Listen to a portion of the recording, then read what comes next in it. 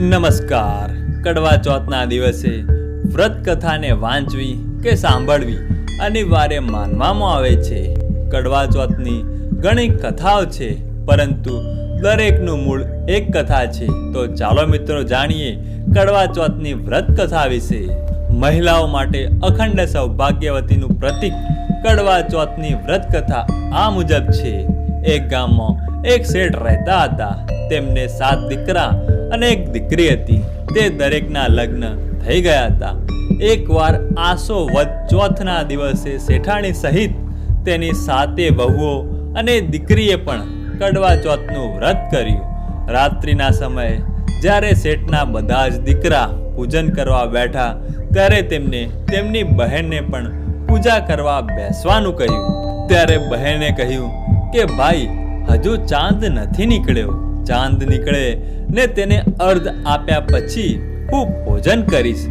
શેઠના 7 દીકરા વચ્ચે એક બહેન હતી. તેથી તેઓ બહેનને અનહદ પ્રેમ કરતા હતા. બધા ભાઈઓ બહેન કડવા ચોથના વ્રતના કારણે ભૂખી રહી. તેથી તેનો મુરઝાઈ ગયેલો ચહેરો દેખી દુઃખી થયા. તેથી તેઓ ગામની બહાર જંગલમાં જઈ અગ્નિ પ્રગટાવે છે. પછી ઘરે આવી બહેનને કહે છે કે જો બહેન, જંગલમાં તમને પ્રકાશિત જે દેખાય છે તે ચાંદ નીકળી આવ્યો છે.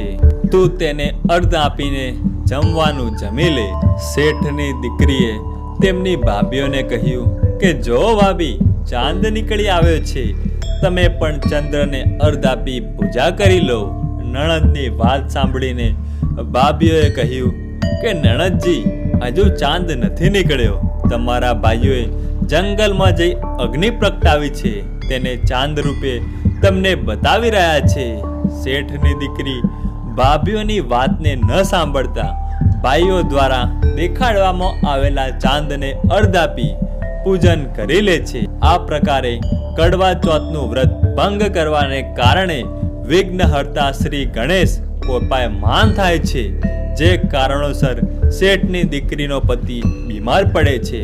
શેઠ દ્વારા ઘરમાં બચત કરેલા બધા પૈસા અને ઘરેણાં તેની માંદગીની પાછળ ખર્ચવામાં આવે છે. છતાં પણ પતિનો જીવ બચતો નથી ને તેનું મૃત્યુ થાય છે.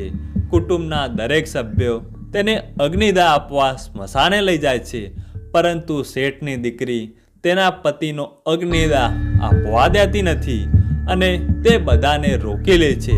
દીકરી હવે મૃત પતિને એક નાની ઝૂંપડી બનાવીને તેમાં રાખે છે ને દરરોજ તેની સાફ સફાઈ કરે છે. એમ કરતા ફરી એકવાર કડવા ચોથ આવે છે. તેથી શેઠની દીકરી કડવા ચોથનું વ્રત કરે છે.